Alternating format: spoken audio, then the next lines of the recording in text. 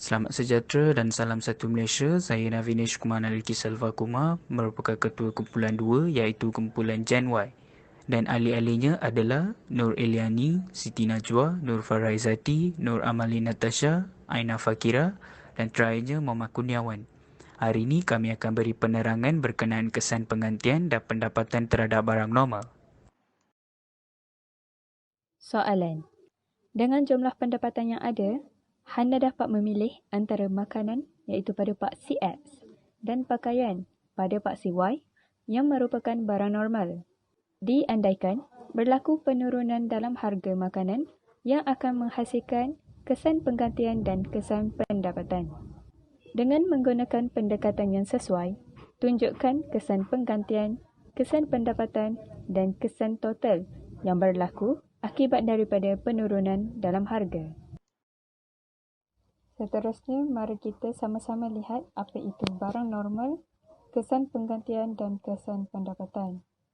Barang normal merupakan semua jenis barang yang permintaannya akan bertambah ketika pendapatan masyarakat bertambah. Kesan penggantian merupakan kesan ke atas kuantiti yang diminta apabila berlaku perubahan harga barang tersebut, sedangkan harga barang lain dan utiliti tidak berubah. Kesan pendapatan. Kesan pendapatan ialah perubahan pembelian suatu barang akibat perubahan kuasa beli dengan harga barang tidak berubah. Pada raja tersebut, paksi X dilabelkan sebagai kuantiti makanan manakala paksi Y ialah kuantiti pakaian. Pada garis belanjawan yang asal iaitu BL1, pengguna dapat membeli 20 unit pakaian atau 20 unit makanan. Apabila keluk puas sama iaitu IC1 terbentuk, kombinasi yang paling optimal yang dapat dibeli oleh pengguna adalah pada titik A, di mana garis belanjawan iaitu BL1 bertanjung dengan keluk puas sama IC1. Di sini kita dapat melihat bahawa kuantiti makanan yang paling optimum adalah sebanyak 7 unit.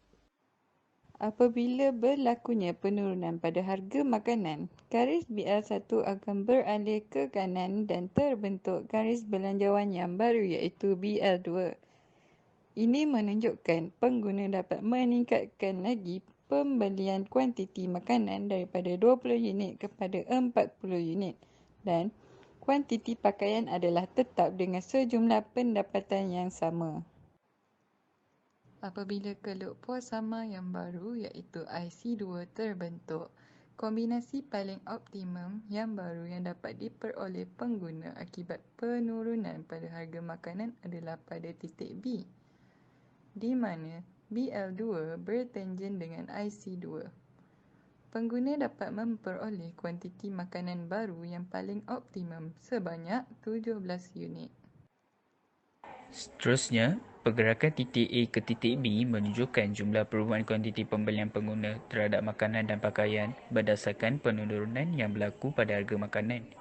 Ianya dinamakan sebagai kesan jumlah di mana sebanyak dalam kurungan 17.7 bersamaan dengan 10 unit tambahan makanan dapat dibeli oleh pengguna. Kesan jumlah yang berlaku di dalam rajah ini terbagi kepada dua komponen iaitu kesan penggantian dan kesan pendapatan. Bagi menentukan kesan penggantian, satu garis belanjawan imajinasi telah dibentuk dan dilabel sebagai bajet line 3, di mana ianya selari dengan bajet line 2 dan bertanjung dengan keluk indifference curve 1 pada titik C. Garis belanjawan bajet line 3 mempunyai kecerunan yang sama dengan bajet line 2 kerana kedua-dua keluk terbentuk berdasarkan harga yang baru iaitu selepas berlakunya penurunan pada harga makanan. Untuk titik C yang bertanjung dengan indifference curve 1, pengguna harus meningkatkan pendapatan bagi mengimbangi peningkatan utiliti yang terhasil akibat daripada penurunan harga makanan.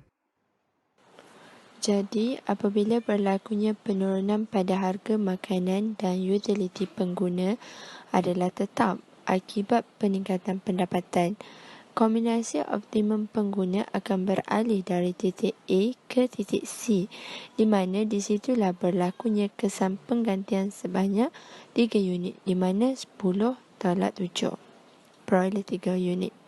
Selain itu, pengguna juga menghadapi kesan pendapatan akibat daripada penurunan harga makanan yang telah meningkatkan set peluang pengguna, di mana pengguna boleh memilih mana-mana kombinasi yang terbentuk di bawah kelop puasama. Perubahan garis belanjawan yang selari iaitu dari BL3 ke BL2 menggambarkan peningkatan yang efektif terhadap pendapatan.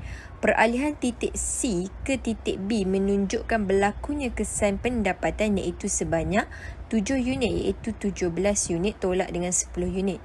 Kesimpulannya, kesan jumlah akibat perubahan harga yang berlaku adalah hasil penambahan kesan penggantian dan kesan pendapatan.